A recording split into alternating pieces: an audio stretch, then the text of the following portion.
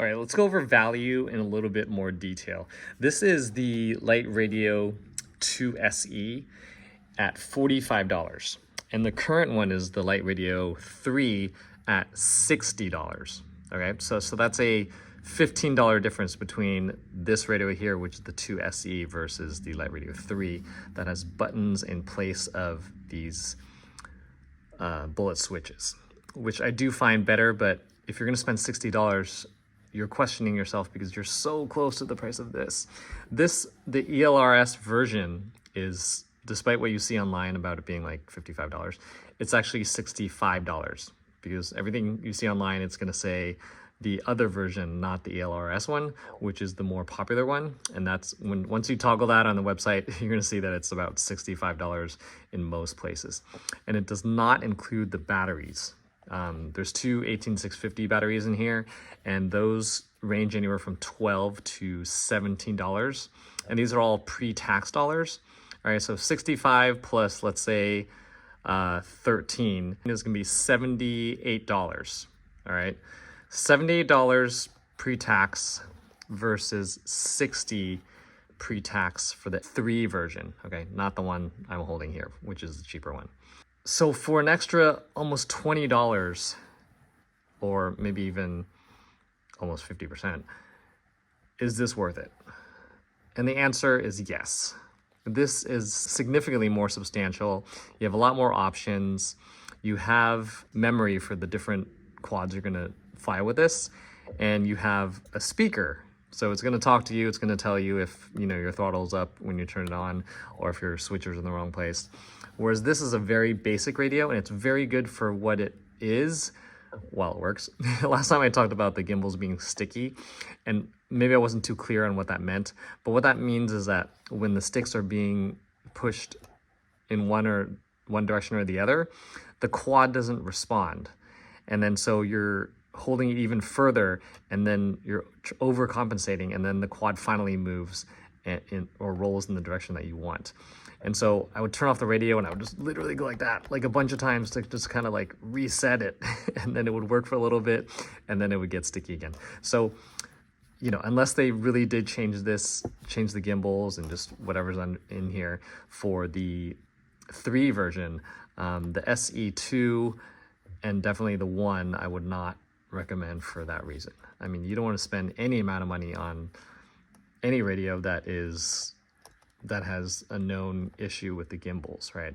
So even if it's a lot cheaper, I wouldn't do that. So the comparison really isn't going to be the SE2 versus the Pocket, but the SE3 versus the Pocket. And the SE3 does come with an internal battery, and it's $60. So we're comparing $60 for the 3 version versus $78 for this guy with batteries included. So when you're comparing those two prices, it's even less of a difference. And this becomes but even more attractive. I do think it looks better. It's substantially better made. And the new version 3 does allow you to put a module in the back, same as here. So it's not missing all the features, but this does not have a speaker. The antenna is built into here. If you take the shell apart, you'll see that the antenna is built underneath this shell, and it is not nearly as substantial as this guy. And so even though there's an ELRS version of this, it's not going to be nearly as good as something like this, where it has an external radio that's foldable. And just overall, I think this is, just objectively, this is a very substantial radio compared to this guy. So this was good at the time for beginner and while I was learning. And if it didn't have the gimbal issue where it got all sticky, then would I still consider the 3 now in 2024, having the experience that I have? I would only do it if I really, really, really needed this size. But comparatively, and I've done a comparison video earlier, the radios, this may look substantially bigger, but it's not that much bigger than this guy. This only seems puny because of the shape of it is more of like a game controller, so there's this big void here, versus this is one, giant solid piece. But the size comparison, it's not as bad as you would think, or not as significant as you would think. And plus these gimbals, or sorry, these sticks are removable and fit into the slot here.